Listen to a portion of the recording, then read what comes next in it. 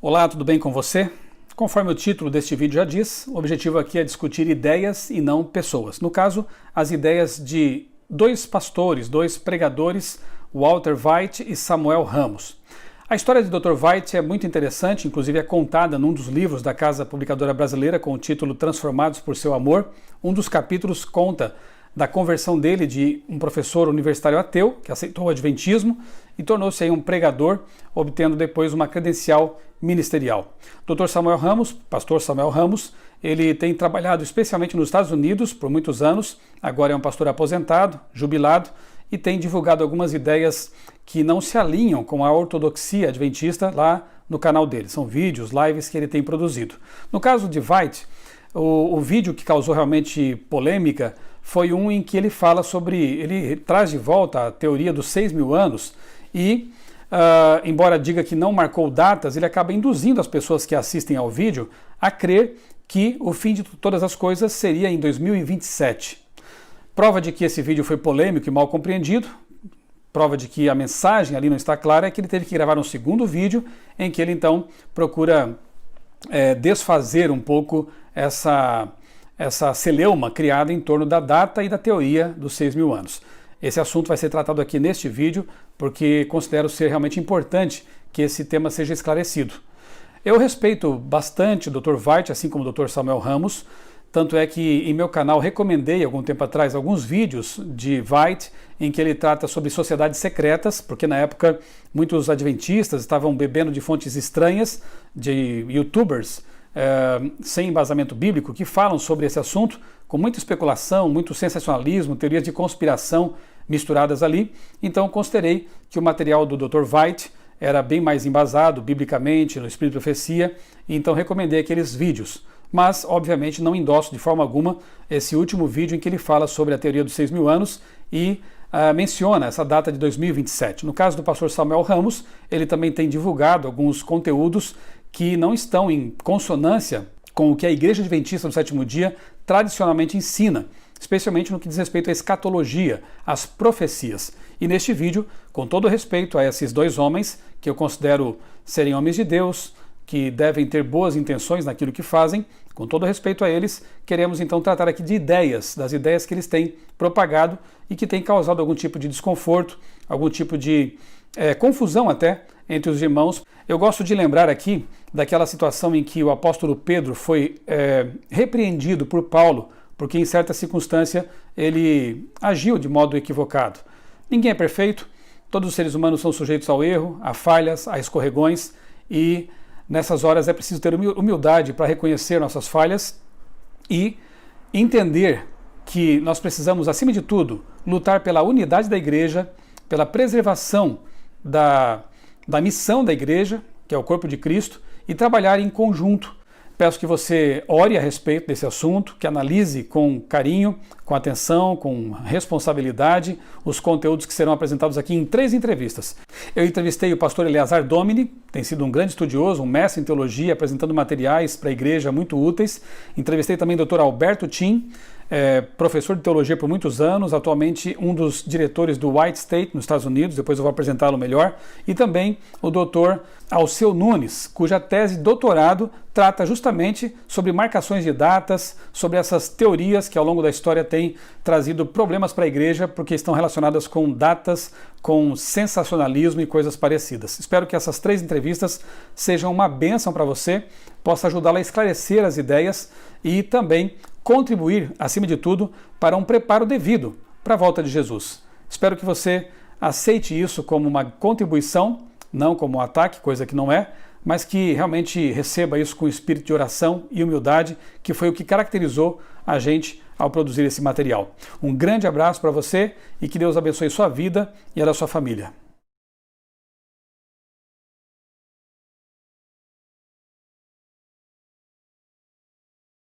E o meu primeiro entrevistado neste vídeo é o pastor Eleazar Domini. Eu vou conversar depois com o pastor Alberto Tim e também com o pastor Alceu Nunes. O pastor Eleazar é bacharel em teologia pelo Seminário Adventista Latino-Americano de Teologia, o SALT, com sede na Bahia, e mestre em teologia na área de interpretação e ensino da Bíblia pelo mesmo seminário.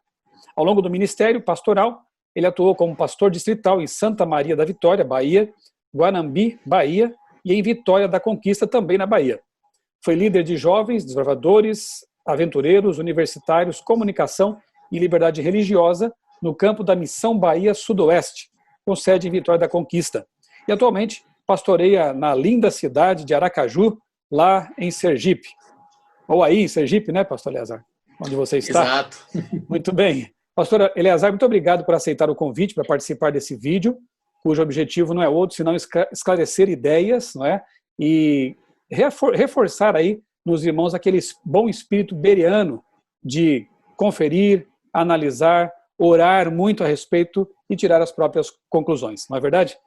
Então, sim, antes de fazer a primeira pergunta para você, eu quero lembrar vocês que estão assistindo a este vídeo que nós estamos realizando umas lives toda sexta-feira, são 5 lives seguidas, já fizemos uma sobre o Apocalipse e tem sido assim uma bênção realmente. Eu reuni aí um time de ótimos especialistas, 3 pastores que estão ali debatendo, dialogando sobre o Apocalipse, e eu estou ali como mediador, o moderador dessas lives. O pastor Eleazar é um deles.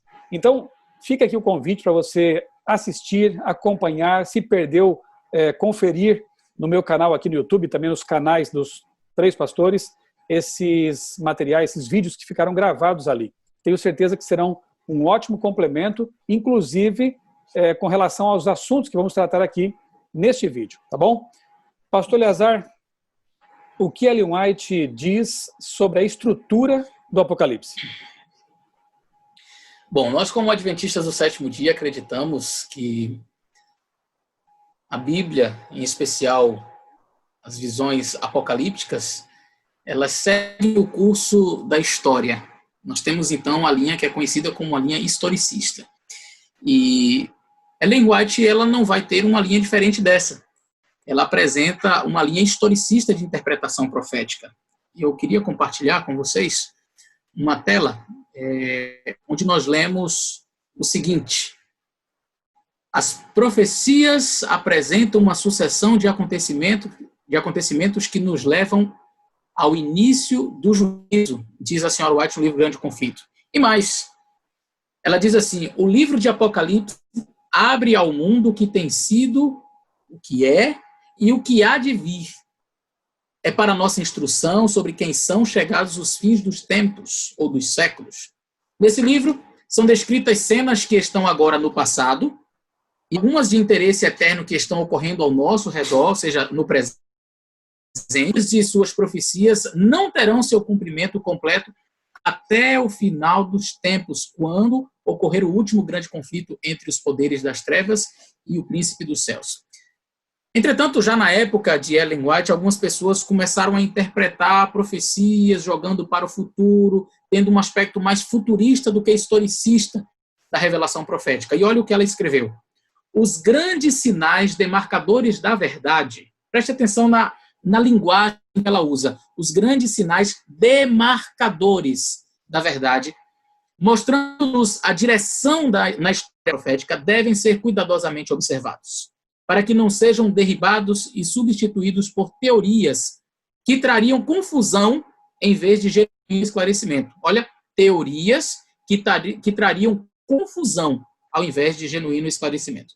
Alguns tomarão a verdade aplicável a seu tempo e pô-la-ão no futuro. Veja que esse já era um problema na época de Ellen White.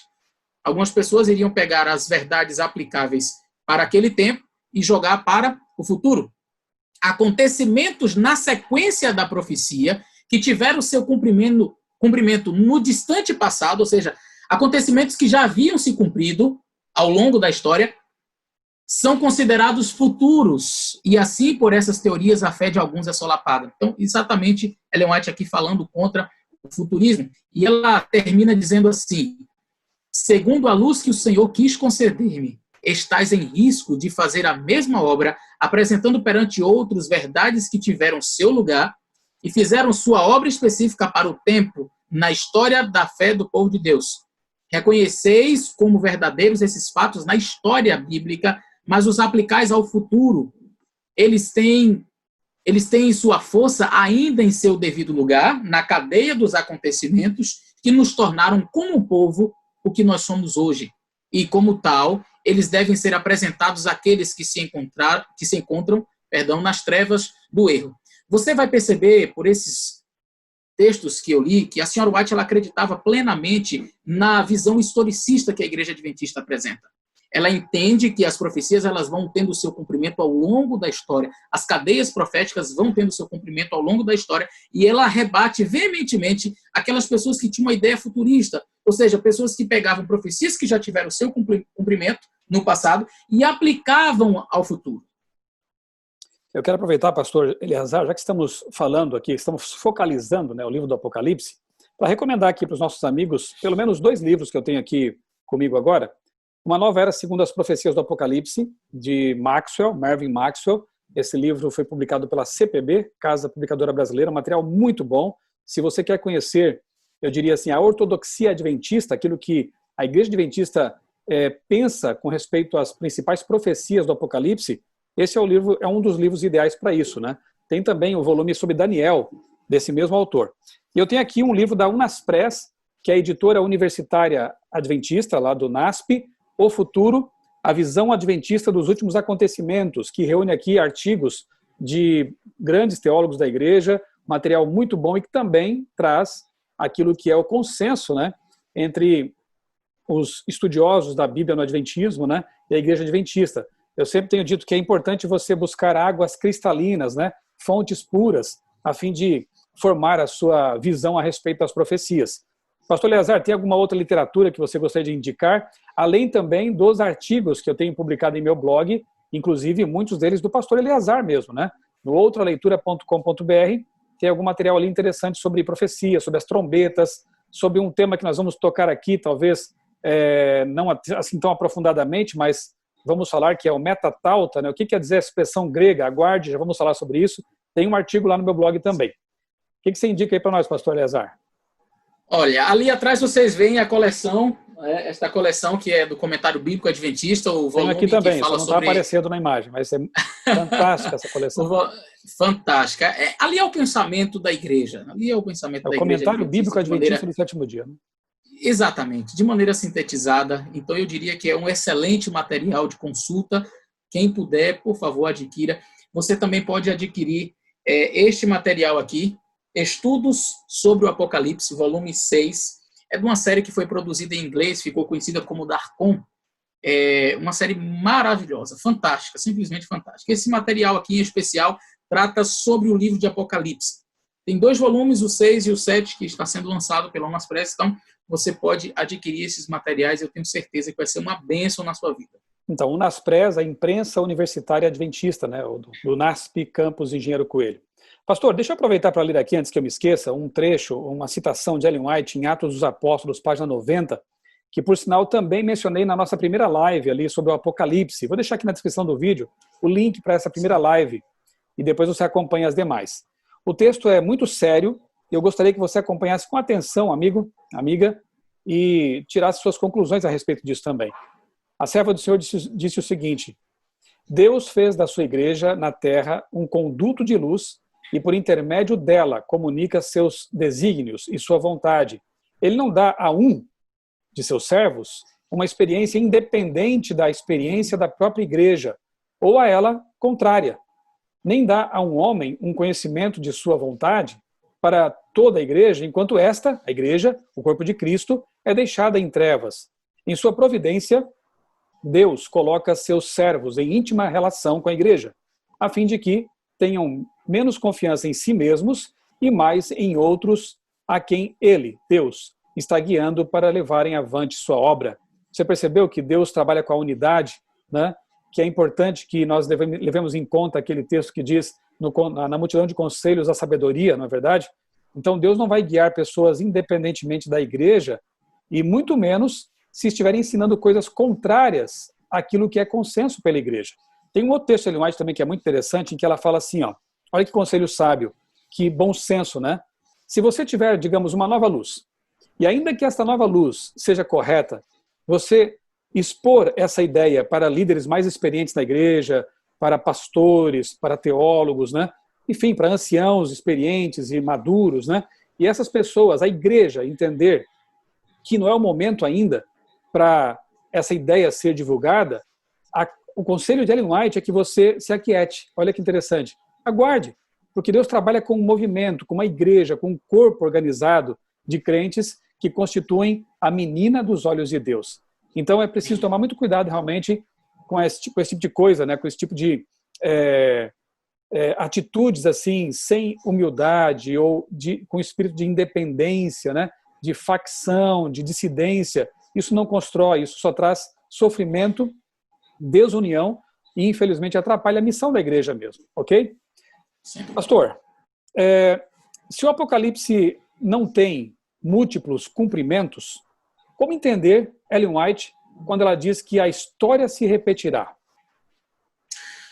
Esse é um texto muito interessante do Espírito de Profecia, que está lá no livro Testemunhos para Ministros e Obreiros Evangélicos, na página 116, onde ela diz assim: estudai o Apocalipse em ligação com Daniel, pois a história se repetirá. Nós, com todas as nossas vantagens religiosas, deveríamos conhecer hoje muito mais do que conhecemos. É interessante que ela diz: estudai o livro, o Apocalipse em ligação com Daniel, pois a história se repetirá. E algumas pessoas, elas confundem história com profecia. A profecia se cumpriu. A história pode se repetir. Nós podemos encontrar histórias que são paralelas, diríamos assim. Histórias que se parecem. Como dizia o sábio Salomão, não há nada de novo debaixo do sol, não é? Então, quando Jesus diz, por exemplo, assim, assim como foi nos dias de Noé, assim há de ser a vinda do Filho do Homem. Porventura, Jesus estaria dizendo que vai ter um novo dilúvio? Pois então, todos agora têm que preparar a nossa arca, vamos botar os animais para dentro e aguardar, porque, afinal de contas, assim como foi nos dias de Noé, o que Jesus está querendo dizer é que a história se repetirá. Ou seja, o dilúvio, a profecia que Noé fez, cumpriu-se. Ponto. Acabou. Não vai ter um novo cumprimento do dilúvio. Agora, a história dos antediluvianos, o mundo antediluviano, em sua perversidade, em sua devassidão, em sua imoralidade, está igual aos dias de hoje. Percebe a história se repetindo?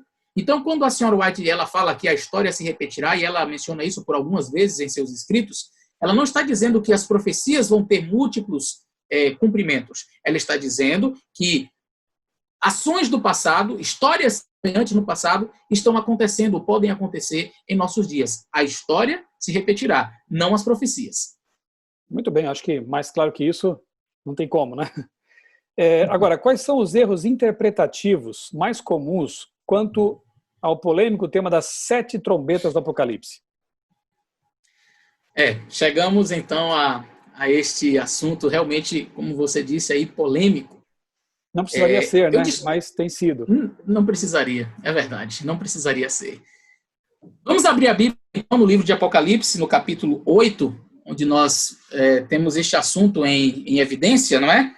As 7 trombetas, e a partir do versículo 1 diz assim: havendo aberto o 7º selo, fez silêncio no céu por quase meia hora, e vi os 7 anjos que estavam diante de Deus, e foram-lhes dadas 7 trombetas.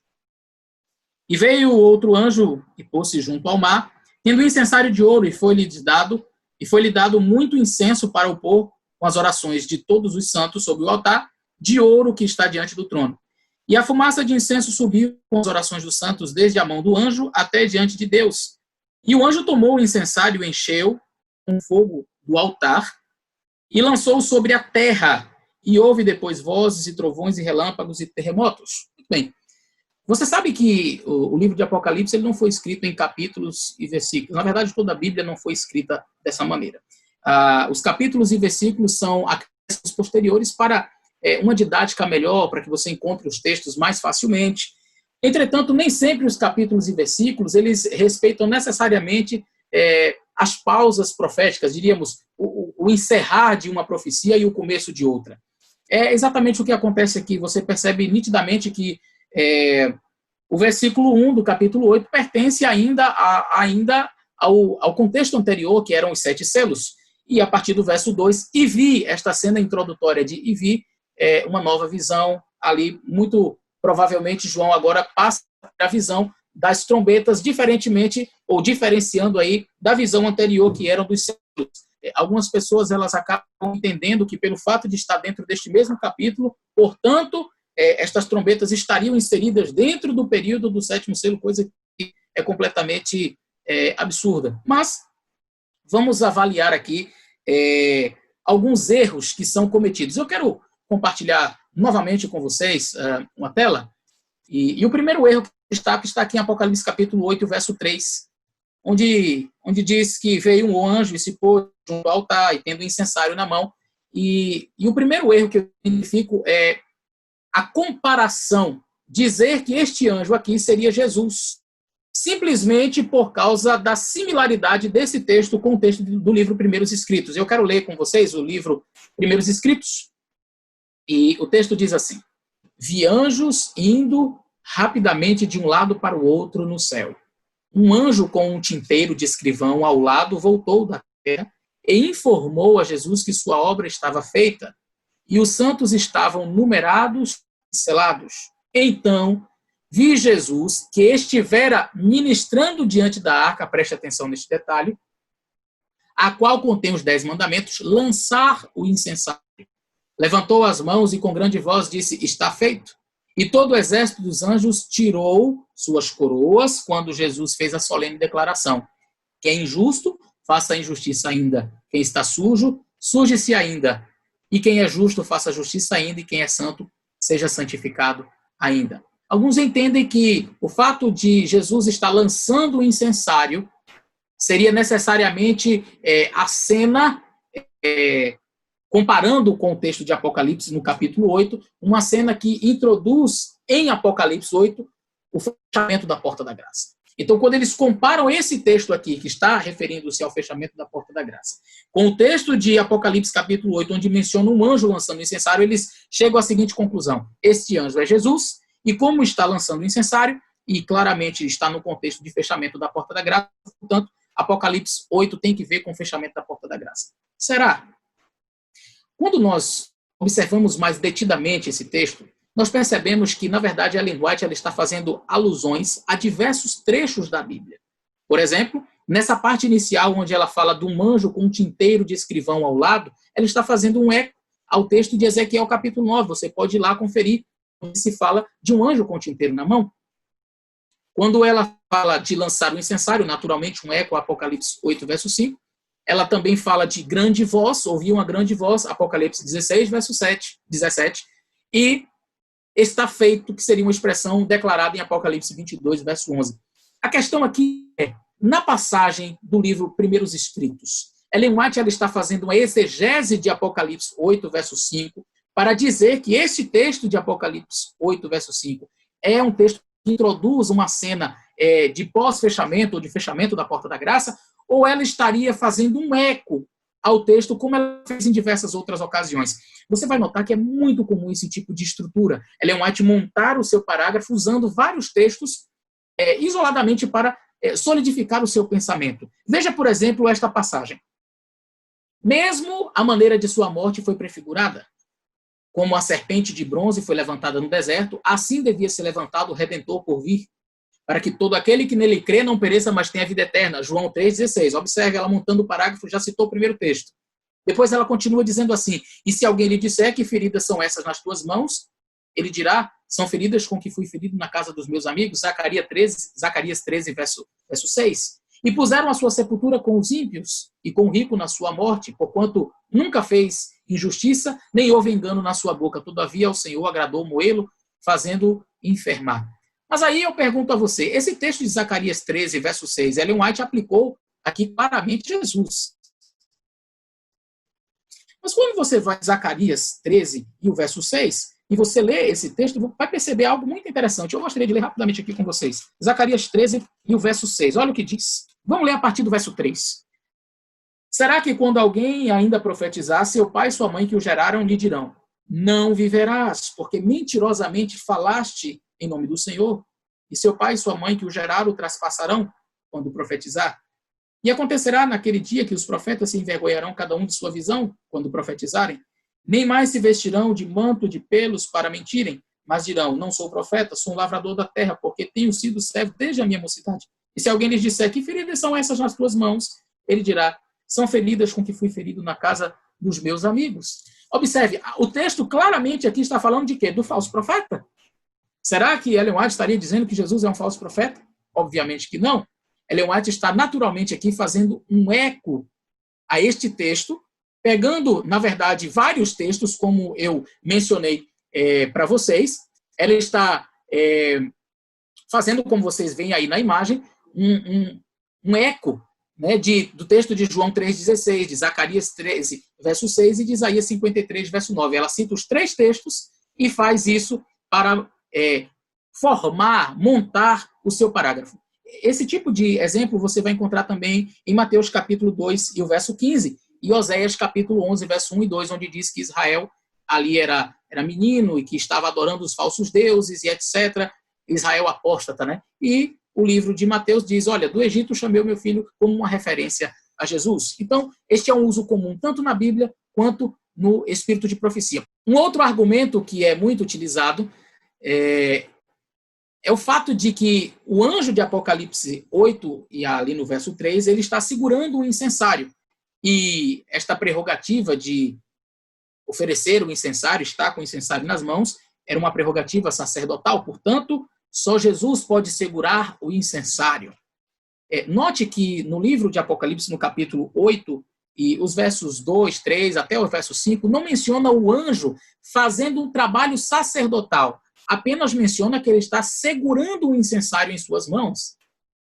E isso é um aspecto muito importante, porque o fato de um ser celestial estar segurando um incensário não o faz necessariamente um intercessor ou o coloca na posição de sacerdote, assim como era o Senhor Jesus Cristo. Mas se você olha no livro de Apocalipse, no capítulo 5, verso 8, lá diz assim: e havendo tomado o livro, os 4 animais e os 24 anciãos prostraram-se diante do Cordeiro, tendo todos eles harpas e incensários ou salvas de ouro cheias de incenso, que são as orações dos santos. Veja, aqui no verso 8 nós temos 24 anciãos segurando os incensários ali, as salvas de ouro, contendo o incenso, que são as orações dos santos. E se você vai em Apocalipse 8, verso 3, veio outro anjo, pôs-se junto ao altar, tendo um incensário de ouro, e foi-lhe dado muito incenso para pôr com as orações dos santos.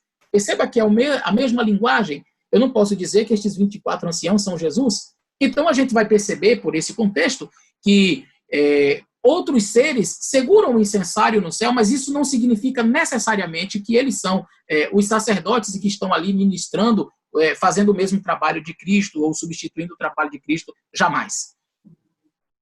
Que nós notamos? Primeiro, Jesus é quem ministra o incenso no livro dos primeiros escritos. Já no livro de Apocalipse, é um anjo quem ministra estes incensos, não é este incenso. Jesus ele ministra diante da arca da aliança. Já no livro de Apocalipse, o anjo ministra diante do altar de incenso. Jesus ele lança o incensário diante da arca. O anjo ele lança o incensário na terra. Apesar de haver certas similaridades entre os textos, a gente vai perceber que as diferenças são maiores do que as semelhanças. Portanto, percebemos que Ellen White não está fazendo uma exegese de Apocalipse 8, verso 5, mas ela faz um eco à passagem, usando-as como emprego teológico ou homilético. Uma outra coisa importante salientar é que no livro Grande Conflito, na página 613, Ellen White cita novamente esta passagem do livro Primeiros Escritos, entretanto, ela omite Apocalipse 8, verso 5. Esta expressão de lançar o incensário, ela ocorre uma vez só no livro Primeiros Escritos, fazendo esta referência com Apocalipse 8, verso 5, e não mais se ela quisesse realmente dar ênfase de que ali era uma cena de fechamento da Porta da Graça, muito provavelmente ela teria repetido no livro O Grande Conflito. Muito bem. Falar um pouquinho mais sobre trombetas, pastor, é o seguinte: como podemos entender o texto de Ellen White que diz que uma trombeta soará após outra, o que coloca as trombetas no futuro? E o outro texto que menciona que a decisão dos judeus em rejeitar Cristo está registrada no livro que ainda não está aberto. Como entender os selos ao longo da história se o livro está fechado? Perguntinha aqui aparentemente complexa, né? Mas vamos lá. O que você diz? Muito boa. Essas perguntas, na verdade, elas sempre aparecem. Esses textos, eles são recorrentes com aqueles que acreditam na ideia futurista, né, de que as trombetas ainda estão a serem tocadas. E eles citam esse texto aqui, eu vou compartilhar com vocês, esse texto de Mensagens Escolhidas, volume 3, página 426, que diz: ainda ocorrerão diante de nós solenes acontecimentos. Soará uma trombeta após a outra, Será derramada uma taça após a outra sobre os habitantes da terra. Cenas de estupendo interesse estão precisamente diante de nós. Pastor, está claro. Ellen White dizendo claramente aí, olha, uma trombeta soará após a outra. Então não posso dizer que a trombeta já soou. Bom, primeiro nós precisamos entender que Ellen White tem a linha historicista, ela segue esta linha de que os acontecimentos eles vão ocorrendo ao longo da história, como já mostramos aqui, e vamos mostrar ainda muitos outros textos sobre isso. Mas o que eu destaco nesse texto em especial, você vai perceber uma linguagem hiperbólica da senhora White, onde ela traz esse exagero, diríamos assim, na sua linguística, e também uma outra figura de linguagem que seria a metonímia, onde ela toma parte pelo todo, onde ela faz uma aplicação a uma trombeta que soará como se toda a visão ainda não tivesse tido seu cumprimento. E isso já aconteceu em outro momento, sim. Se eu entender que este texto aqui, uma trombeta soará após a outra, quer dizer que nenhuma trombeta soou e que todas as trombetas precisam ainda soar, como é que eu explico, por exemplo, esse texto aqui? Veja. A luz que Daniel recebeu de Deus foi dada especialmente para estes últimos dias. As visões que ele viu às margens do Ulai e do Hiddekel, os grandes rios de Sineá, estão agora em processo de cumprimento e logo ocorrerão todos os acontecimentos preditos. Percebeu? Olha como Ellen White ela diz. As visões que ele viu às margens do Ulai e do Hiddekel, os grandes rios Sineá, estão agora em processo de cumprimento. Você poderia dizer assim, tudo bem, mas é porque algumas coisas ainda estão se cumprindo. Mas boa parte já se cumpriu. Entretanto, ela termina dizendo, e logo ocorrerão todos os acontecimentos preditos. Eu preciso saber que visão é essa, que vai ocorrer tudo o que foi profetizado. E quando eu vou para Daniel capítulo 8, e o verso 2, eu vejo que a visão de Daniel, capítulo 8, verso 2, é exatamente essa visão mencionada, onde ele está diante do rio Ulai. E ali Daniel vi na visão, estava na cidade de Suzã, na província de Elão, e vi, pois, na visão, que eu estava junto ao rio Ulai. E lá no capítulo 10, o verso 4, você vai ver Daniel, no verso 4, diante do rio Hiddekel. Você conhece a visão do capítulo 8, eu não vou destrinchar aqui para você. Você sabe que a visão de Daniel, capítulo 8, ela é uma visão já praticamente toda cumprida. 98% dessa visão, eu diria, já foi cumprida. Por quê? Porque a visão trata do bode e do carneiro. O carneiro representando os reis da Média e da Pérsia e o bode peludo representando o rei da Grécia. Depois, em Daniel 8:14, mencionado até 2.300 tardes e manhãs, o santuário seria purificado. Nós já entendemos que isso está em 1844, já é uma profecia que se cumpriu. Eu diria que, na verdade, o capítulo 8 praticamente todo já está cumprido, faltando ainda um pedacinho da história por se cumprir. Mas olha como Ellen White falou. Quando eu vou ao texto de Ellen White, não é assim que ela coloca. Ela diz, logo ocorrerão todos os acontecimentos preditos, como se nada tivesse acontecido. O que é isso aqui? Metonímia. Ela está pegando o pedacinho que falta e tomando a visão como um todo para dizer que ainda não se cumpriu. O que não se cumpriu da visão é um pedaço muito pequenininho. O todo da visão já se cumpriu. A Medopérsia já passou, a Grécia já passou, né? O chifre pequeno cresceu, já fez a sua guerra contra os santos, o santuário foi deitado por terra, às 2.300 tardes e manhãs o santuário seria purificado, já começou o processo de purificação ali em 1844, Cristo já passou o lugar santíssimo, está ali como sumo sacerdote, ou seja, a profecia de Daniel capítulo 8 praticamente toda já foi cumprida, mas Ellen White tomou a parte pelo todo, a parte que não foi cumprida, como o todo da profecia não tendo sido cumprido ainda. Então, Pastor, como é que eu explicaria esse texto? Pois não. Pastor, quem sabe até pudéssemos dizer assim, logo todos os acontecimentos que faltam ser cumpridos se cumprirão. Exatamente, é o que acontece na mesma cena da trombeta. Nós poderíamos dizer, em outras palavras, a última trombeta que falta soar ainda soará. Quando ela diz uma trombeta soará após a outra, não é que nenhum dos acontecimentos já ocorreram, nenhuma das trombetas soou. Na verdade, não é isso que ela está dizendo. Ainda falta soar a trombeta na época dela e ainda na nossa época ainda falta a trombeta ser soada. Mas ela toma uma parte pelo todo e como se toda a visão não tivesse sido cumprida ainda, porque ainda falta uma parte ser cumprida. Então isso é O problema, na verdade, pastor Michel, é que algumas pessoas têm dificuldade de ler e interpretar Ellen White. E se nós não interpretarmos corretamente o Espírito de Profecia, nós caímos em grandes enganos. Como, por exemplo, dizer que a Grécia, a Medopérsia, e nada do capítulo 8 e do capítulo 10 de Daniel se cumpriu. Porque ela disse, logo ocorrerão todos, se são todos os acontecimentos preditos. Então, eu tenho que dizer que Daniel 8 e Daniel 10 não se cumpriram. Mas aí é um erro absurdo que a gente cometeria teológico, não é? Não podemos entender dessa maneira. Na verdade, as regras interpretativas ou a boa hermenêutica que se aplica à Bíblia também deve ser aplicada aos textos de Ellen White, né? De se fazer uma interpretação correta. Eu louvo a Deus porque nesse trimestre estamos tendo aí o privilégio de estudar uma lição da Escola Sabatina que trata justamente sobre essa questão da interpretação das Escrituras, né? Então devemos aplicar as mesmíssimas regras a ambos os textos.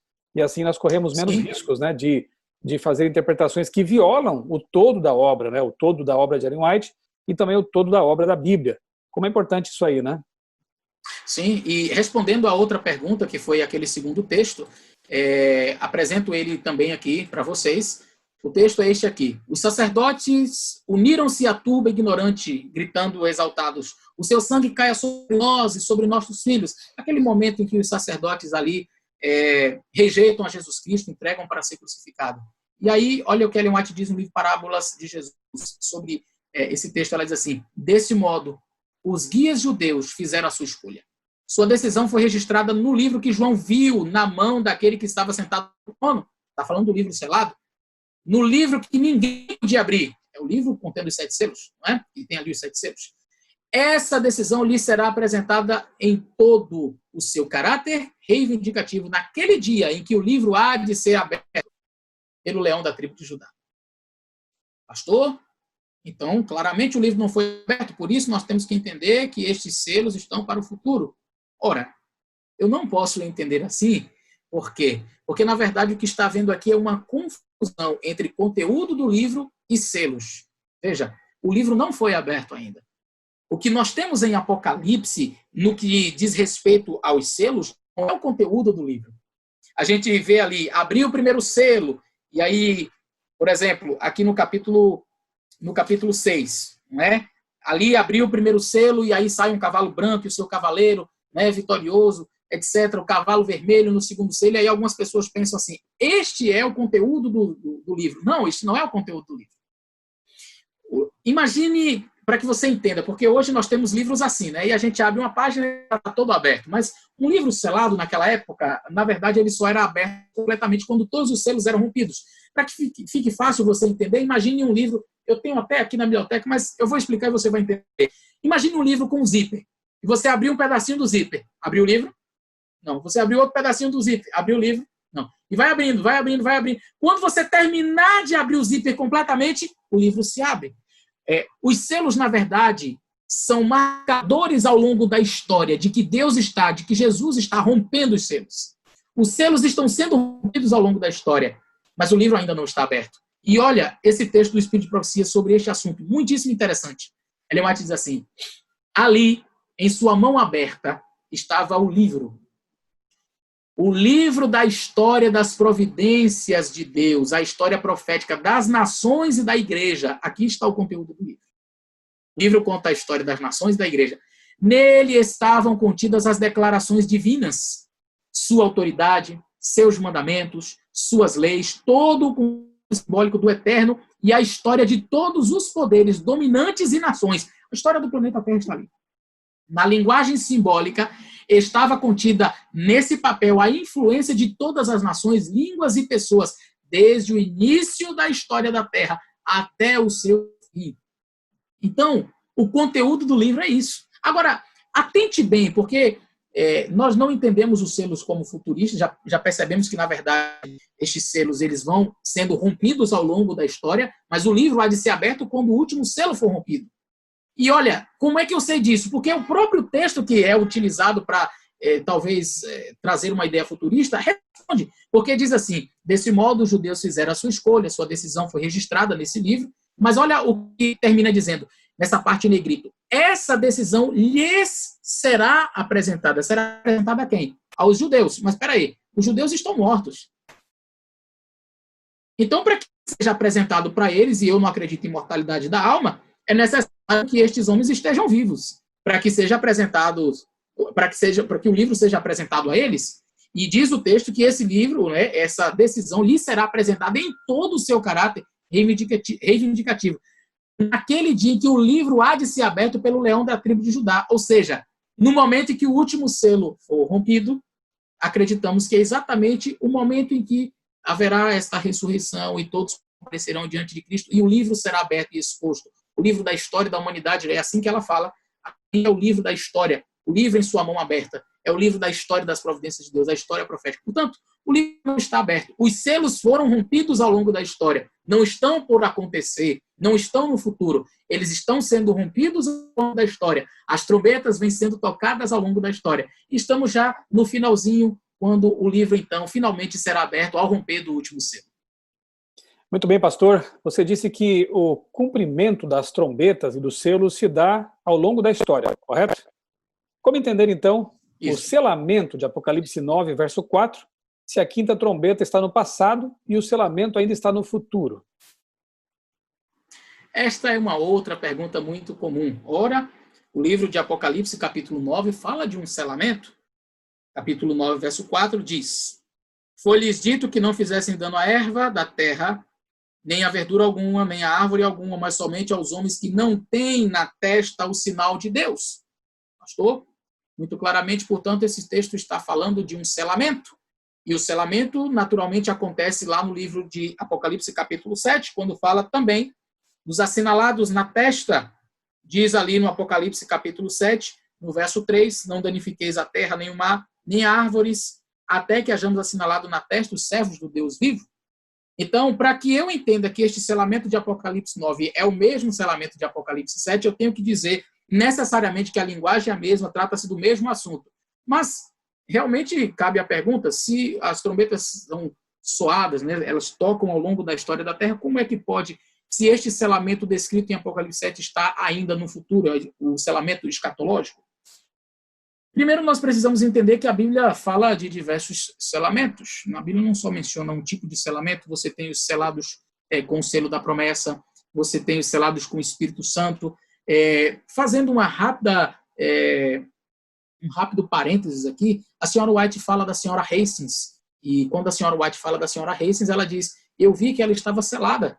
E aí nós perguntamos, nossa, e que tipo de selamento é esse? Ela estava selada para a salvação, porque o selamento escatológico de Apocalipse ainda não aconteceu. Então, se eu não posso entender que a senhora Hastings tinha o selo deste último aqui descrito em Apocalipse capítulo 7. Mas deixa eu compartilhar novamente com vocês a tela que vai dar uma explicação melhor acerca desse texto. Apocalipse 9:4 fala então de um selamento. E se o selamento está para o futuro, como é que a gente pode entender ocorrendo na quinta trombeta? Esta foi a pergunta. Vamos ver algumas diferenças entre Apocalipse capítulo 9 e Apocalipse capítulo 7, para a gente compreender melhor este assunto. Aqui, vamos ver aqui Apocalipse capítulo 9, os versos que precedem o verso 4, e diz assim, o quinto anjo, a partir do verso 1, tocou a trombeta e vi a estrela do céu, caiu na terra, foi-lhe dada a chave do poço e do abismo, e abriu o poço do abismo e subiu fumaça do poço, como a fumaça, uma grande fornalha. E com a fumaça do poço, escureceu-se o sol e o ar. E da fumaça vieram gafanhotos sobre a terra, e foi-lhes dado poder, como o poder que tem os escorpiões na terra. E foi-lhes dito aos gafanhotos que não fizessem dano à erva da terra, nem à verdura alguma, nem à árvore alguma, mas somente aos homens que não têm o sinal de Deus na testa.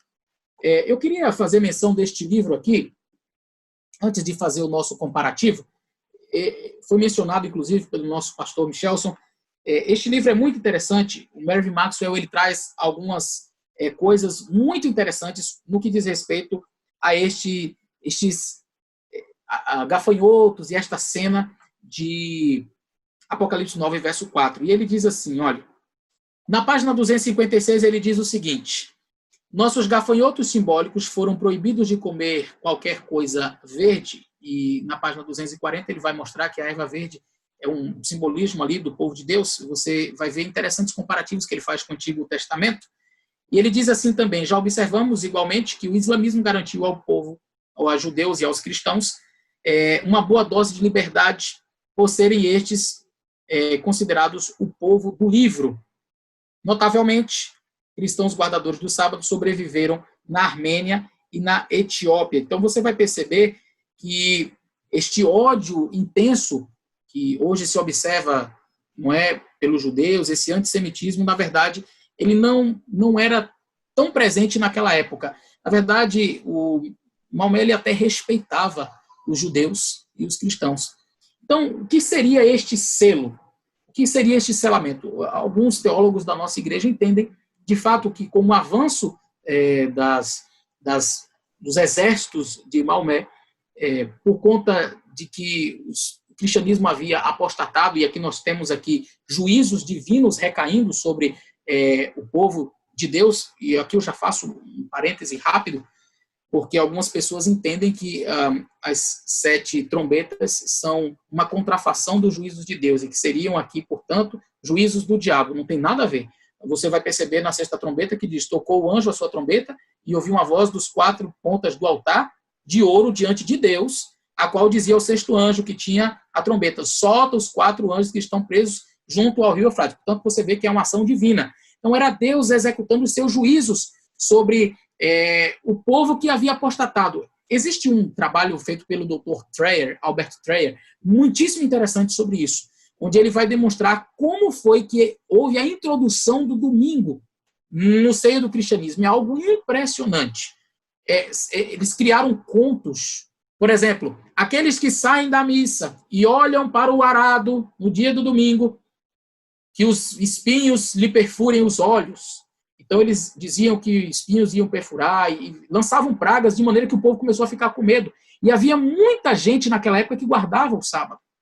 E talvez, por conta disso, Deus permitiu, como ele permitiu ao longo da história Ciro, como ele permitiu a Babilônia invadir ali a nação de Israel, Deus permite, então, que estas forças venham e façam aquela devastação que está sendo descrita aqui. Não é? E então, aqueles que foram poupados, conforme está aqui neste livro, especialmente ali na Armênia, como ele argumenta, foram poupados muitos observadores do sábado.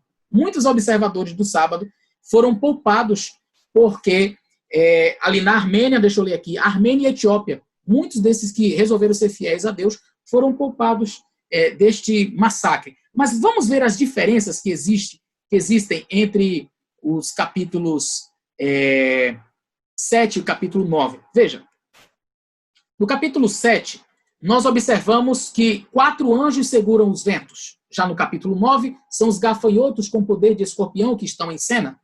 No capítulo 7, a ordem era para não danificar a terra, e o mar e as árvores. Preste atenção, terra, mar e árvores. Já no capítulo 9, não era para danificar a erva da terra, nem verdura e nem árvore alguma. Você vai perceber que o único elemento comum é árvore. No capítulo 7, são os ventos que danificam a natureza. Se você observar no capítulo 7, diz assim, no verso 1, os 4 anjos, né, que estavam segurando os 4 ventos, para que nenhum vento soprasse sobre a terra, nem sobre o mar e nem sobre árvore alguma. E aí você vai perceber mais no verso 2, que estes elementos seriam danificados. Já em Apocalipse capítulo 9, são os gafanhotos que danificam. Não se fala de tormento sobre os que não estão selados em Apocalipse 7. Fala apenas dos selados com o selo de Deus. Já em Apocalipse 9, fala de um tormento de 5 meses sobre aqueles que não têm o selo de Deus. Apocalipse 7 apresenta os anjos de Deus a seu serviço. Já em Apocalipse 9, os gafanhotos tinham sobre si o rei Apolion, Abaddon, o rei do abismo, que é uma representação do inimigo. O foco de Apocalipse 7 está nos selados com o selo de Deus. Você vai perceber que o foco de Apocalipse 9 está nos não selados, naqueles que são atormentados. Portanto, nós podemos perceber claramente as grandes diferenças que existem entre o selamento de Apocalipse 7 e o selamento de Apocalipse 9. São coisas diferentes, são eventos diferentes, que estão no passado e que não têm o seu cumprimento escatológico como Apocalipse capítulo 7. Só para complementar, o Dr. John Paulin, neste livro aqui, sobre este selamento de Apocalipse 9:4, ele diz o seguinte: esse argumento, porém, assume vários pontos que precisam ser demonstrados. Primeiro, que o selamento significa exatamente o mesmo em ambos os contextos, e a gente já acabou de ver que são coisas completamente distintas. A gente percebe pela própria estrutura, a linguagem é diferente. Segundo, que o selamento está limitado ao fim dos tempos, ou seja, não existe nenhum outro tipo de selamento, só existe o selamento de Apocalipse 7. Isso, evidentemente, não é verdade. E terceiro, que as opiniões de Ellen White sobre o selamento de Apocalipse 7, 1 a 3, se aplicam também a Apocalipse 9, verso 4. E ele termina dizendo assim, no último parágrafo, neste sentido, seja o que for que Ellen White compreendia em relação a Apocalipse 7, 1 a 3, ela nunca citou Apocalipse 9, verso 4 em um contexto de fim dos tempos. Assim, é imprudente assumir o que ela mesma jamais declarou. Portanto, Ellen White nunca colocou o selamento de Apocalipse 9, verso 4 como no contexto escatológico, sempre quando ela o faz a partir de Apocalipse 7. Então, ela nunca fez este vínculo que alguns tentam fazer entre Apocalipse 7 e Apocalipse 9 para dizer que trata-se do mesmo selamento. O selamento de Apocalipse 7 está para o futuro, quando nós acreditamos que o povo de Deus será selado e o povo da besta também será selado. Apocalipse capítulo 9 é uma referência ao mundo islâmico ali, às suas conquistas, e é um selamento completamente diferente. Para isso você pode acompanhar melhor esta leitura e também materiais do Dr. Alberto Treyer sobre este assunto. Ok.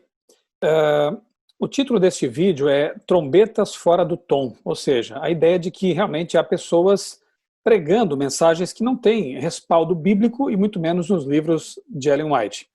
Agora, já que estamos dizendo que essas mensagens estão fora de tom, é o toque errado à trombeta, vamos dar o sonido certo, né? E a pergunta então é, qual a interpretação, a compreensão adventista com respeito às trombetas? Essa é uma pergunta interessante e eu quero dizer, pastor Michelson, que a igreja, desde os seus primórdios, desde os seus pioneiros, já tinha a mesma visão historicista que nós temos hoje. Eu quero apresentar alguns textos para vocês. Segundo o doutor João Pulim, os pioneiros adventistas do sétimo dia compreendiam os selos, as trombetas e o capítulo 12 de Apocalipse como apresentando 3 linhas paralelas que abrangem toda a era cristã. Os 7 selos se dispunham em posição paralela às 7 igrejas, como um período dos grandes períodos da história cristã. As 7 trombetas continham primariamente os juízos divinos. Perceba isso, os juízos divinos sobre as porções ocidental e oriental do Império Romano. E terceiro, o capítulo 12 retratava o grande conflito no céu e o resultado da experiência da igreja na terra. Então eu começo já mostrando que esta é uma visão dos pioneiros da nossa igreja.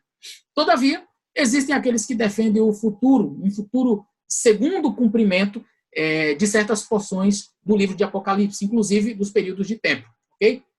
Esses intérpretes do fim dos tempos creem que os selos e as trombetas retratam acontecimentos associados ao fim dos tempos, em vez de uma extensão global da era cristã, como nós temos mencionado aqui.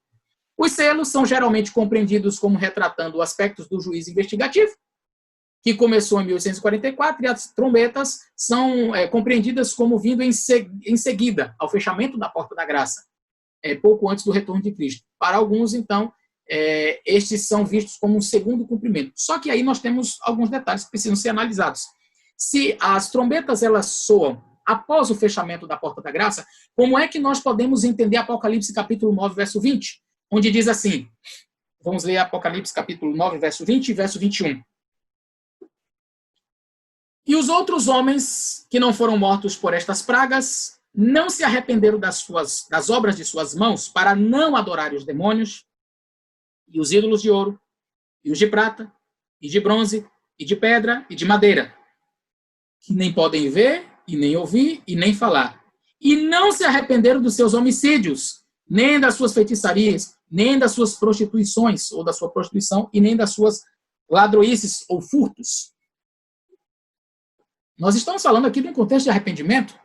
Portanto, claramente, essa sexta trombeta aqui, ela não pode estar dentro de um período de pós-fechamento da porta da graça, porque não há oportunidade de você se arrepender para parar de fazer estas coisas. E aí, alguns podem argumentar, e alguns sempre questionam, pastor, veja, se não existe contexto de arrependimento aqui, nesta passagem, como é que você explica, então, Apocalipse capítulo 16, que está realmente no contexto das pragas, e onde se menciona ali no verso 9, e os homens foram abrasados com grandes calores, e blasfemaram o nome de Deus, que tem poder sobre estas pragas, e não se arrependeram para darem glória. Ué, pastor?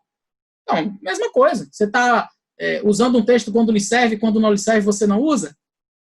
O verso 11 também fala que eles blasfemaram do céu e não se arrependeram de suas obras. Nós vamos fazer uma análise rápida para ver a diferença entre um e outro.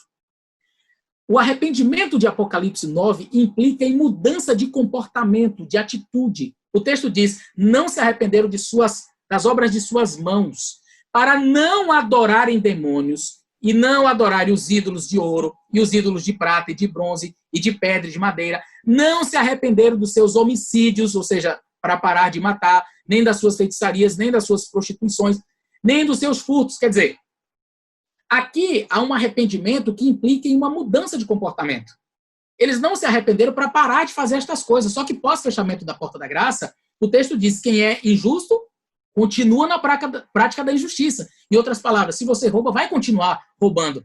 Se a pessoa furta, vai continuar furtando. Se a pessoa adora os deuses estranhos, continuará a fazer a mesma coisa. Não há mudança nesse sentido. O arrependimento não vai provocar esse tipo de mudança. Já em Apocalipse, capítulo 16, verso 9, não se fala de mudança no comportamento.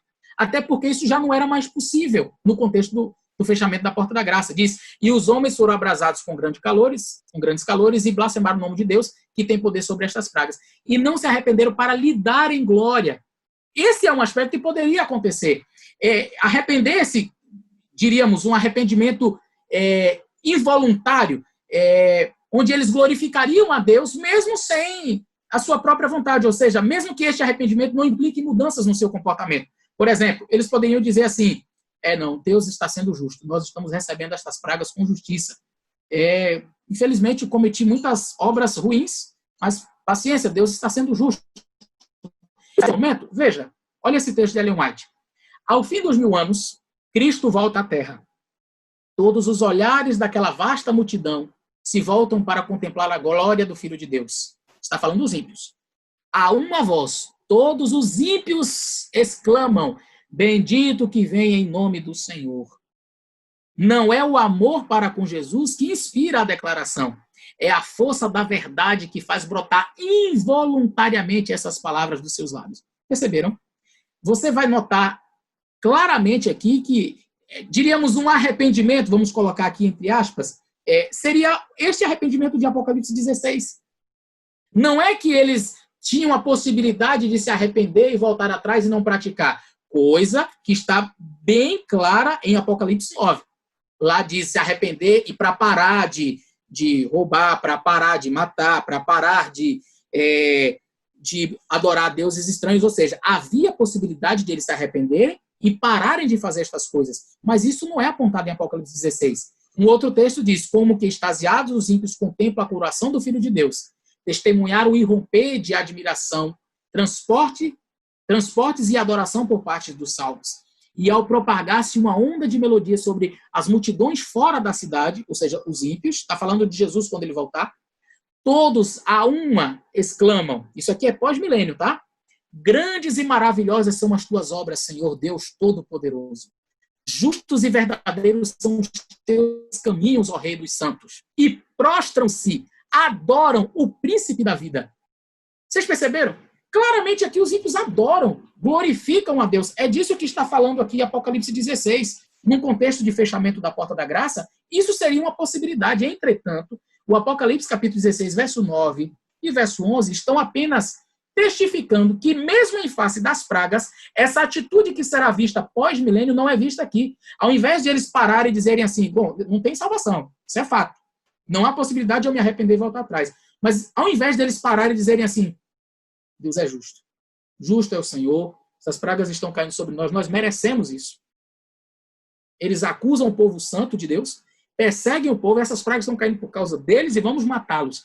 Essa é a atitude. Então, nós percebemos que o texto de Apocalipse 9 e Apocalipse 16 não estão tratando do mesmo tipo de arrependimento. Portanto, quando nós falamos aqui que arrependimento, no contexto das trombetas, é uma realidade, é porque o texto claramente diz que eles poderiam se arrepender para parar de praticar atos ruins, coisa que depois do fechamento da porta da graça não será possível. Após o fechamento da porta da graça, seria sim possível glorificar a Deus, mas sem a chance de mudança de vida, mudança de hábitos. Inclusive, eu queria que você lesse o último capítulo do Grande Conflito, onde Ellen White, descrevendo este assunto, ela diz, os ímpios, eu não coloquei a passagem para não ficar extenso, mas ela diz que os ímpios e o próprio Satanás continuam com o seu coração mau. Ela diz assim, eles glorificam a Deus, mas levantam-se, desse momento que eles se prostram e adoram, diz que eles levantam-se com a mesma maldade. Em outras palavras, não é porque eles estavam de fato arrependidos, seria um falso arrependimento, foi uma coisa assim involuntária. A grandeza de Deus foi algo tão esplêndido,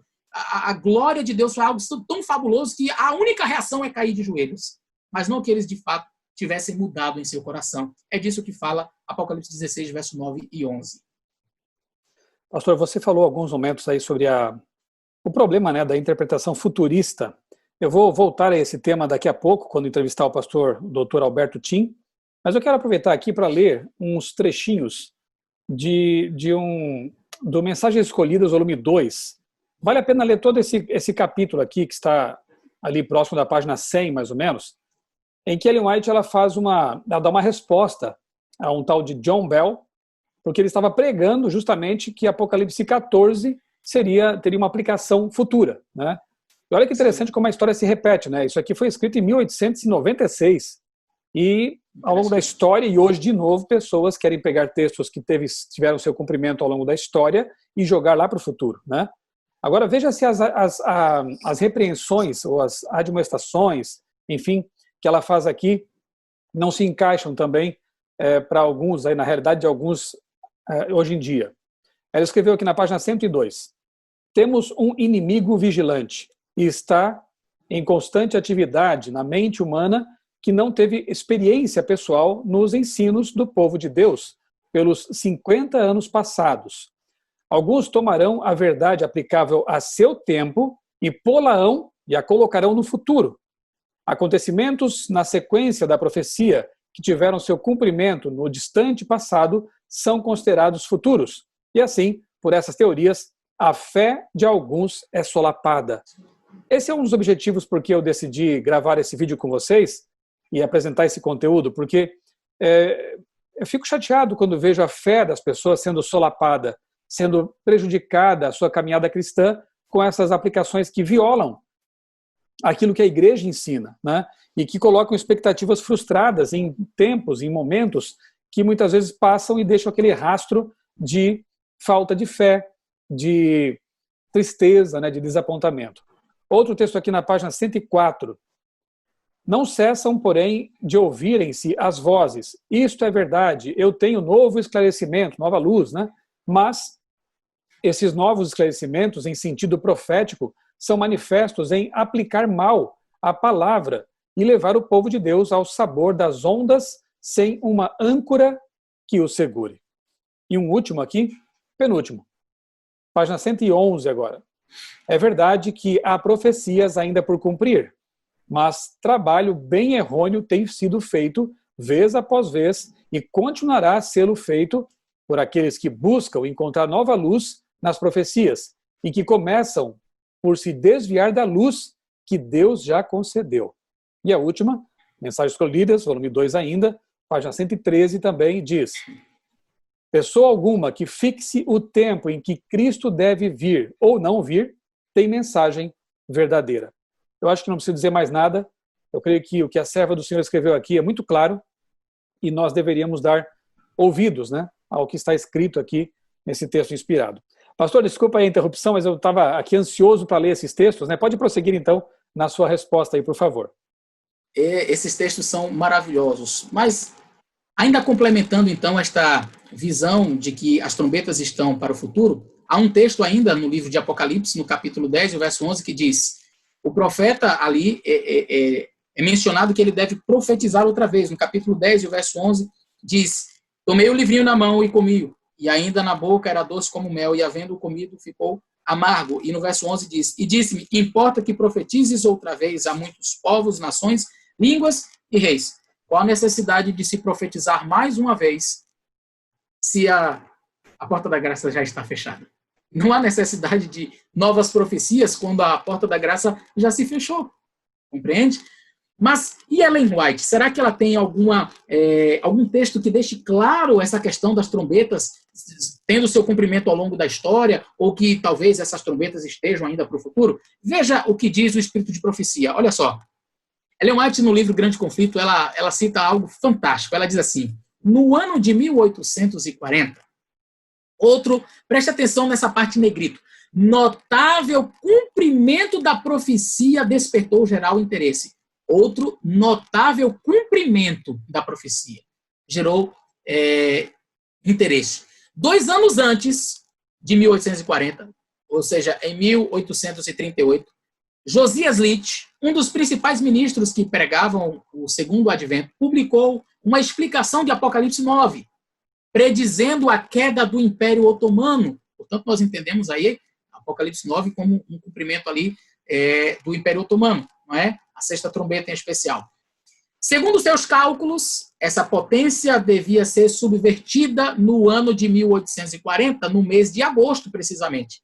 Em poucos dias apenas antes do seu cumprimento, ele escreveu, admitindo-se que o primeiro período de 150 anos se cumpriu exatamente antes de Deacoses subir ao trono com permissão dos turcos, e que os 391 anos, 15 dias, começaram no final do primeiro período, terminará no dia 11 de agosto de 1840, quando se pode esperar seja abatido o poderio otomano em Constantinopla. E isso, creio eu, verificar-se-á ser o caso. Isso aqui, palavras de Josias Litch. Ellen White transcreve no Grande Conflito.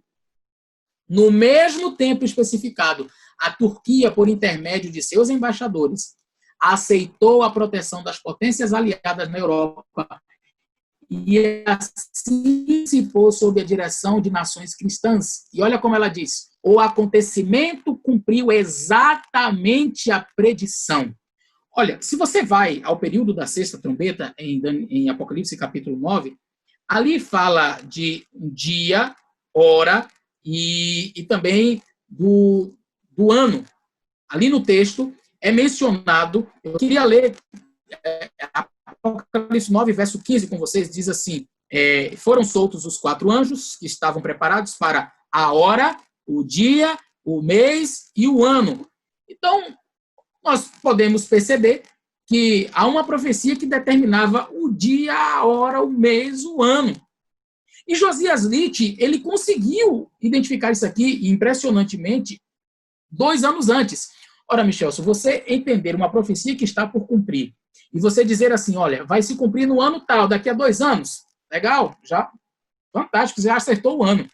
Acertar o mês, puxa, fantástico. Acertar o ano, o mês e o dia. Eu quero mostrar para vocês, inclusive, a imagem desta declaração de Josias Litch. Eu tenho o PDF original dessa revista, e olha só, aqui é a Sign of the Times, tá certo? Deste ano que foi mencionado aqui, em 1840.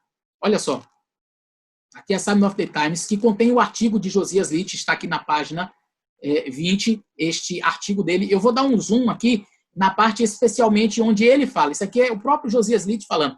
E você vai ver aí, olha, onde ele menciona dia 11, olha, observe aí, ó, 11 de agosto de 1840, o Império Otomano vai ser quebrado, vai cair. E ele diz, eu creio ser este o caso. Ou seja, você percebe que Josias Litch, ele, estudando o Apocalipse 9, ele observou a quinta e a sexta trombeta, viu o cumprimento exato da profecia, predisse qual seria o ano, predisse qual seria o mês e ainda disse o dia, vai ser dia 11 de agosto. Ele escreveu 2 anos antes. Alguma pessoa, e no próprio artigo ele argumenta, alguns poderiam dizer assim, mas isso daí, será que vai se cumprir? Ele diz, olha, possa ser até que não seja, mas a data é essa daqui, pelos meus cálculos é isso daqui. E aí Ellen White vem e assina embaixo dizendo assim, olha, eu confirmo tudo o que ele disse. Quando ela coloca quando o livro Grande Conflito retrata este momento, quando no livro Grande Conflito esta citação é colocada, nós entendemos que Ellen White endossou, ela assinou embaixo, é como se estivesse dizendo assim, olha, o cumprimento desta profecia de Josias Litch tem o meu aval, tem a minha assinatura, viu? Cumpriu-se exatamente. Portanto, eu não posso entender que esta é uma trombeta que vai soar lá na frente. Já soou. Ellen White deu o seu aval ao cumprimento. Então, gente, nós podemos perceber aí os cumprimentos das profecias em cadeias proféticas ao longo da história sendo vastamente pregado por Ellen White, ensinado por Ellen White e pelos pioneiros. Pastor Eleazar, textos como esse que você citou aí são tão estrondosos, são tão conclusivos, que resta àqueles que discordam dessa visão adventista, muitas vezes só usar o tipo de argumento que é o seguinte: não, isso aí foi um texto adulterado, foi um texto acrescentado, mas olha, realmente é um argumento muito rasteiro, né? Na verdade, o ônus da prova pertence então àqueles que afirmam isso, né? Então provem, né? Porque, veja, o trabalho, e eu vou entrevistar daqui a pouquinho o pastor Tim, que é um dos depositários do White State, né? É um dos que cuidam ali do patrimônio literário de Ellen White, que foi um pedido dela mesma, em testamento, para que esse patrimônio fosse cuidado por pessoas especiais, pessoas escolhidas, votadas pela igreja. Então, ali tem um cofre, né, na sede mundial da igreja, que contém os manuscritos, os originais dos textos de Ellen White, estão lá guardados, e as pessoas podem conferir aquilo lá, né? E esse texto de Josias Litch, ele está ali no grande conflito, né? E Ellen White, ela supervisionava todas as revisões, todos os materiais que eram publicados, inclusive as compilações no tempo dela, enquanto ela estava viva, ela lia tudo isso e dava o seu aval. E ela autorizou que se fizessem no futuro outras compilações, mas jamais acréscimos ou modificações no conteúdo desses livros, né? Então, realmente, argumentar com base nesse tipo de coisa é muito rasteiro, eu diria assim, né? Pastor, para a gente encerrar... Na verdade, pastor Michelson, esse é um tipo de coisa que acontece com pessoas que defendem o antitrinitarianismo, por exemplo. Também, né? Eles usam esse tipo de argumento. Não, os textos de Ellen White são adulterados. Eu lembro que uma vez, conversando com eu mostrei uma cópia da letra dela, original. Peguei um PDF e mostrei a ele. Olha aqui, ó, o Espírito Santo é uma pessoa, estava lá, The Holy Spirit is a person. E ele olhou e disse assim, você vê, né, rapaz? O Adventista está adulterando agora até a letra de Ellen White. Puxa vida. Quando a prova não está ali, quando ele não consegue, então ele parte para esse tipo, como você falou, um argumento baixo, rasteiro, né? Quer dizer, Ellen White escreveu, ela colocou, mas aí como eu não tenho como argumentar, não, isso aqui foi acrescentado, isso aqui foi adulterado, é realmente um argumento muito baixo. Olha, amigo, eu trabalhei alguns anos ali na Casa Publicadora Brasileira, na editoria dos livros de Ellen White. Atualmente eu sou editor da revista Vida e Saúde. Mas enquanto eu trabalhei com os livros de Ellen White, inclusive tive o privilégio de trabalhar na editoração e atualização da linguagem daquele box Mensagens de Esperança. E eu pude testemunhar o cuidado com que a gente trabalha com isso, sabe? A reverência. Nós orávamos toda vez que iríamos manusear os textos. Nós comparávamos, para a gente atualizar um parágrafo, às vezes gastávamos uma tarde. A gente comparava com a versão, lia, né, o texto original em inglês, comparava com o francês, com outras línguas, para ver como que os tradutores trabalharam. E mais, usávamos o dicionário Webster lá do tempo de Ellen White, de 1800 e pouco, porque não basta você pegar um dicionário inglês e ver como que as palavras elas são compreendidas hoje. Nós buscamos entender como era a acepção da palavra no tempo de Ellen White. Portanto, eu posso assim garantir, como alguém que trabalhou com isso, que é um trabalho muito carinhoso, muito reverente, muito cuidadoso e competente para alguém simplesmente dizer que é feito de qualquer jeito. Isso é uma acusação muito séria, né? E que realmente, eu tenho certeza, um dia Deus vai cobrar isso, porque se trata de falso testemunho, né? Pastor Eleazar, eu publiquei recentemente em meu blog Outra Leitura um artigo com o título em grego Metatauta.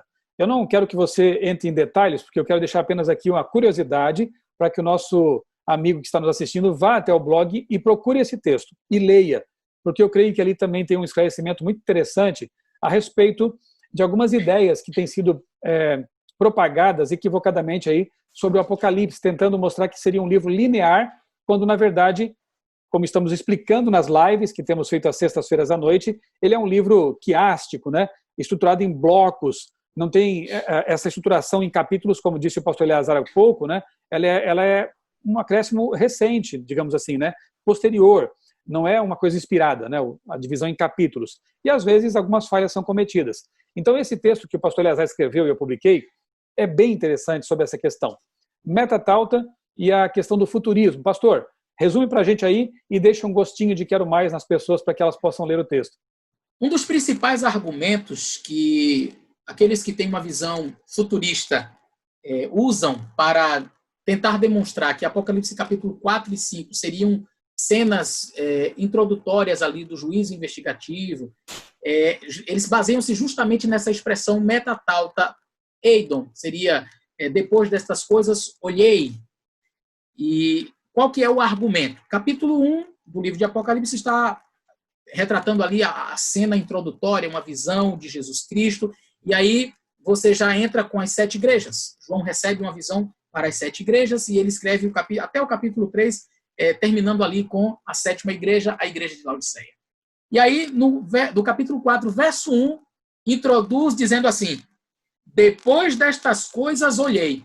E aí, eu até vi alguém chegar e comentar sobre esse texto, dizendo assim, gente, está muito claro. Não precisa nem de grego. Na língua portuguesa você já consegue compreender.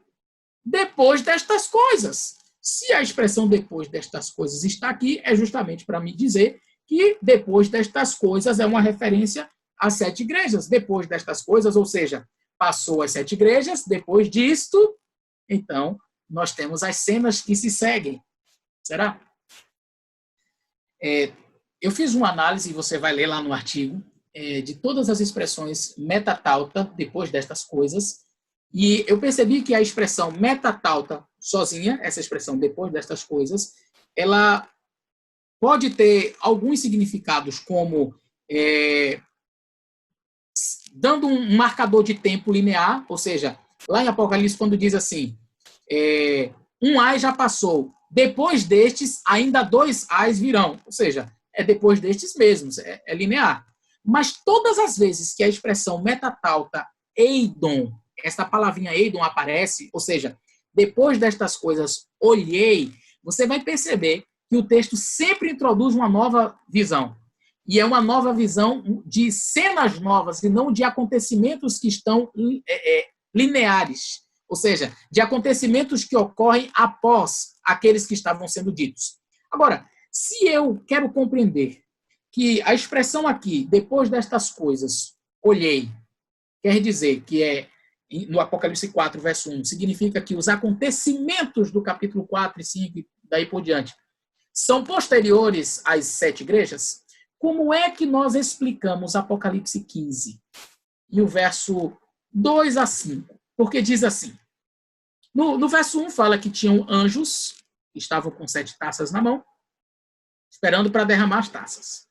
Aí o verso 2 diz assim, e vi como um mar de vidro, misturado com fogo, e também os que saíram vitoriosos da besta, da sua imagem, do seu sinal, e o número do seu nome, que estavam junto ao mar de vidro e tinham as harpas de Deus. Opa, eu estou vendo os salvos aqui, na descrição de João, eles saíram já vitoriosos da besta, então a luta contra a besta já é algo no passado, eles já estão no céu, já venceram a besta, o seu número, o seu sinal e tal, e cantava o cântico de Moisés, servo do nosso Deus, e o cântico do Cordeiro. Verso 4, eles ali estão descrevendo, ali no verso 4 está descrevendo o cântico deles, né? Quem não temerá o Senhor, etc. Aí o verso 5 diz assim, depois destas coisas, olhei, e eis o templo aberto no céu, verso 6, e os 7 anjos que tinham as 7 pragas saíram, e aí você vai lendo na sequência, entre o capítulo 16, que é uma continuação, onde mostra que as pragas começaram a ser derramadas sobre a terra. Agora eu pergunto, vamos seguir a lógica, né? A lógica diz, depois destas coisas, quer dizer, os acontecimentos são sequenciais. Então, muito bem, os salvos estão lá no céu, são vitoriosos, e depois destas coisas, as pragas são lançadas. É isso? Isso é uma aberração teológica, eu não posso compreender que os salvos estão no céu e que depois disso é que as pragas são lançadas, porque todos nós sabemos que os salvos estarão na terra quando as pragas serão lançadas. As pragas não vão ser lançadas quando os salvos já estiverem lá no céu. Mas se eu uso esta argumentação depois destas coisas, isso é muito lógico. E tinha um professor, João Antônio, ele dizia assim, o doutor João Antônio dizia assim, a lógica nos permite errar com segurança. Algumas pessoas, mas isso aqui é muito lógico, depois destas coisas. Só que o livro de Apocalipse ele não foi escrito de maneira linear, como disse o pastor Michel. Ele foi escrito em blocos de paralelismos, blocos quiásticos. Então, depois destas coisas olhei, é a introdução de uma nova cena que não necessariamente está seguindo. Então, a expressão depois destas coisas pode ser resumida que depois destas coisas olhei, significa depois destas cenas que eu vi, agora estou vendo outras cenas. E não, depois desses acontecimentos, acontecerão estes outros. Não é a sequência dos acontecimentos, mas a sequência de visões. Muito Das bom, visões, pastor. no caso. Muito bom. Vejam que não devemos desprezar de forma alguma as línguas originais, elas ajudam muito, né, nessa compreensão. Então, se eu entendi bem, não quer dizer depois dessas coisas acontecidas, aconteceram essas em sequência, mas sim, depois dessas coisas que eu vi essas outras, né? Como é bom a gente entender essas coisas, né, para quando lermos o livro, a gente realmente ter uma compreensão adequada de sua mensagem. Pastor Eleazar, muito obrigado por sua participação aqui nesse vídeo. Obrigado por compartilhar seus conhecimentos, seus estudos. E eu realmente desejo que Deus continue abençoando o seu ministério, a sua vida, a sua família linda, e que continue usando poderosamente a sua vida como um pastor adventista atuante como você é. Tá bom? Amém. Eu que agradeço, que Deus também abençoe você. Esperamos que estes vídeos que temos feito, as lives, e esse vídeo em especial, possa tirar as dúvidas dos nossos irmãos e ajudá-los no caminho da salvação, trilhando o caminho correto rumo ao céu. Amém. Grande abraço, amigo. Um grande abraço a vocês também que estão acompanhando. Não se esqueça, esse estudo aqui prossegue. Teremos ainda uma entrevista com o pastor Alberto Tim e depois com o pastor Alceu Nunes. Tem muita coisa boa pela frente ainda. Um abraço.